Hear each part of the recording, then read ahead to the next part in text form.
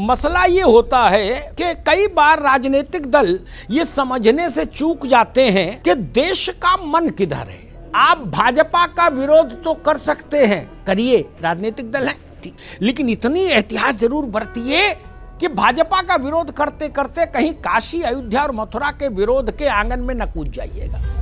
क्योंकि मैंने उसमें बताया, वहीं से सवाल आपसे लूंगा कि अयोध्या का विरोध जिन जिन दलों ने किया था, ये बात कर रहा हूं 89 से, जब से अयोध्या बड़ा मुद्दा बना, वो सारे दल आज कुपोषित हो गए।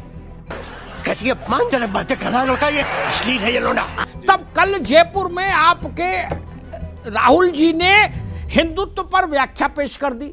अब वो फजीता नहीं समेट रहा कि हिंदू कौन और हिंदुत्व कौन, बोले हिंदुत्ववादियों को देश से भगाना है। बताइए राघवेंद्र जी, कैसे कैसे काम हो रहे हैं भैया। आप लोग पीछे भी नहीं देख रहे, कहाँ कितनी बड़ी पार्टी थी, कहाँ आ गई। नहीं, बाबा विश्वनाथ कितने तड़प रहे होंगे जी, किस बात से? जिस देश में 12.5 करोड़ लोग भूखमरी के कगार पे चले जाएं, उनकी नौकरी छूटी जाए। ठीक कपिश भाई, अभी आज हम इसी पर रहेंगे। कपिश बाबू आज काशी पर नहीं है। नहीं है। बाबा अगर रो रहे हैं तो हमें कहना नहीं पड़ेगा। चलिए ठीक, बाबा रो रहे हैं तो हमें कहना नहीं पड़ेगा। ठीक, लेकिन यही टोन और टेक्सचर में अयोध्या के समय सुनता था। बड़े बड़े विद्वान आते थे, हैं, वो कहते थे बताओ ये क्या लंपटाई हो रही है आंदोलन के नाम पर, है, यहाँ बात वो अस्पताल बना दो। एक बड़े नेता आए, बोले जी यहाँ शौचालय बना दो। सब पार्टियां ध्वस्तीभूत हो गई, कुपोषण का शिकार हो गई, लोगों ने खारिज कर दिया। मैं क्या करूं, फिर जॉब छोड़ दूं? ताई आए हमारे यहाँ, इन्हीं 3 बिंदुओं को क्यों रौंदा उन्होंने? क्योंकि हमारी आत्मा से जुड़े विषय थे। ये कोई सैन्य स्थान नहीं थे भारत के, ना आर्थिक स्थान थे। अयोध्या तो बहुत पिछड़ा इलाका था। वहां के लिए आए थे, इसीलिए आए थे कि भारत के माथे पर लात रख के खड़े हो जाए। तो अगर वहां वो चीज पलटी जा रही है तो राष्ट्र के गर्व का विषय है। तो भारत का गौरव सिर्फ एक ही तरफ से नहीं होता है, चतुर्मुखी गौरव देखना चाहिए एक पालक को कि भूखे पेट क्या भजन हो पावेगा। कांग्रेसी ध्यान से सुने और कांग्रेस के सहयोगी दल भी ध्यान से सुने। मेरा सवाल, हमने शिरडी को देखा, हमने तिरुपति को देखा, हमने वैष्णो देवी को देखा, उन्होंने अर्थव्यवस्था बदल दी उन इलाकों की। भाई केवल धर्मशास्त्र नहीं बदला, समाजशास्त्र नहीं बदला, अर्थशास्त्र बदल दिया। फिर क्या दिक्कत है? हम एक रास रंग पर 300 करोड़ रुपया खर्च कर देते हैं एक शहर में, जब सरकार में होते हैं तब बच्चे भूखे नहीं होते। मैं कहना नहीं चाहता था ये विषय, लेकिन आज काशी में बाबा विश्वनाथ धाम के पुनरुद्धार के समय ये जो राजनीति की गई, ये ठीक नहीं। भाजपा से निपटने के लिए और तमाम दिन आप इसके औचित्य पर सवाल खड़ा कर रहे हैं, गजब बात कर रहे हैं। सैफई में नाच हो सकता है, वो औचित्यपूर्ण है, लेकिन बाबा विश्वनाथ धाम नहीं बन सकता क्योंकि बच्चे भूखे हैं। कैसे जैसे आदमी अल्टो नहीं खरीद सकता, स्कूटर मोटरसाइकिल नहीं ले सकता भारत का आम आदमी, वैसे आप लोग जहाज में चल रहे हो, निजी जहाजों में, है, ज्ञान बांट रहे हो कि गरीब के लिए वो रात भर जग रहे हैं, छत पे टहल रहे हैं। हमने आप लोगों के घरों में कप प्लेट देके, पूछो ये कटोरी कहां से आई, बोले ये इटली से आई, बोले ये बोले पेरिस से आया गिलास। गरीब के लिए रो रहे हो? यार तमाशा नहीं किया करो भाई, इतना तो मत किया करो। लोग सुनते होंगे टीवी पर, इस पर, तो क्या कहते होंगे? जहर खाने का मन करता होगा गरीब आदमी का। उसके गरीबी के साथ मजाक मत करिए। आप रोटी नहीं दे सकते तो शांत तो रहिए। काजू बादाम खाने के बाद बाहर निकले और ये कहें कि मैं भी भूखा हूं, ये तो झूठ मत फैलाइए। क्या आपके घर में बाल बच्चों की शादियां नहीं देखी हमने? नहीं देखी क्या? आप लोगों ने जितनी नहीं देखोगे, राघवेंद्र ने, कपिश ने, आनंद ने, उतनी मैंने देखी और विक्रम राव साहब ने देखी। आपके नेताओं के यहाँ शादियां पैसा ऐसे बहते देखा। कानपुर में तो गंगा में भी उतना जोर नहीं है, गंगोत्री गंगा समझो, ऐसे पैसा बहते देखा। एक नेता की यहाँ शादी हुई थी परिवार में, जहाज ऐसे उड़ा और बात कर रहे हैं कि जी 400 करोड़ कॉरिडोर में लग गया, देश भूखा है। गजब बात है। जहाज ऐसे उड़े जैसे विक्रम टेम्पो चलते हैं चमनगंज से कानपुर में, उस फ्रीक्वेंसी में जहाज उड़े।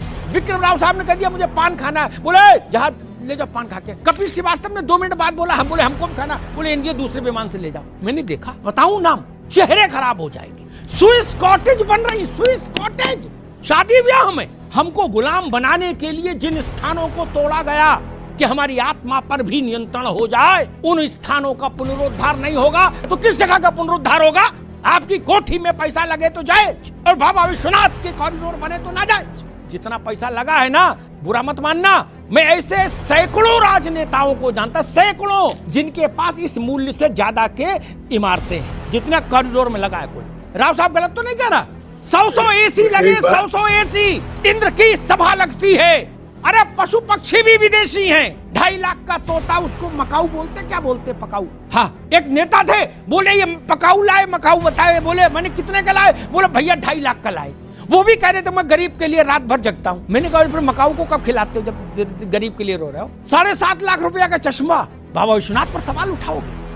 आप लोगों के पास नैतिक सत्ता नहीं है।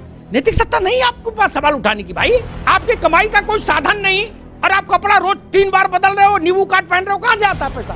काम कोई है नहीं, धंधा कोई है नहीं, बायोडेटा में लिखा समाज सेवा, और फॉर्च्यूनर में चल रहे हो झमाझम, 4 गाड़ी आगे 4 पीछे, और जूता भी साला सफेद पहन रहे हो, मोजा ही नहीं।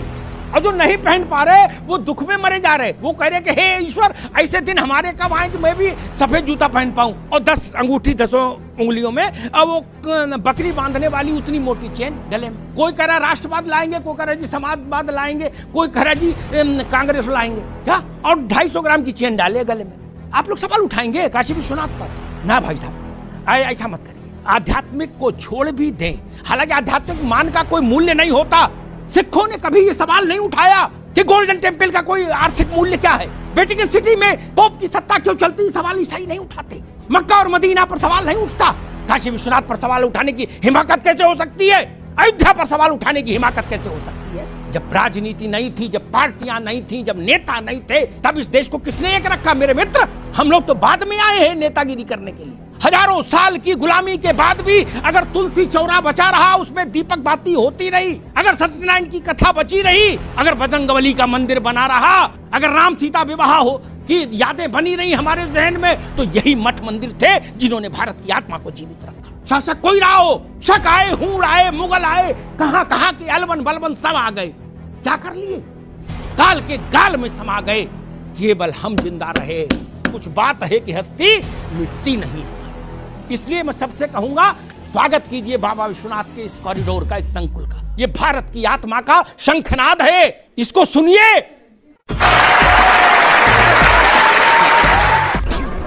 बंद करो, हाथ जोड़ के मैं मोदी साहब से गुजारिश करता हूँ। आप लोग रोना बंद कीजिए, मेरे तक आवाज आ रही है।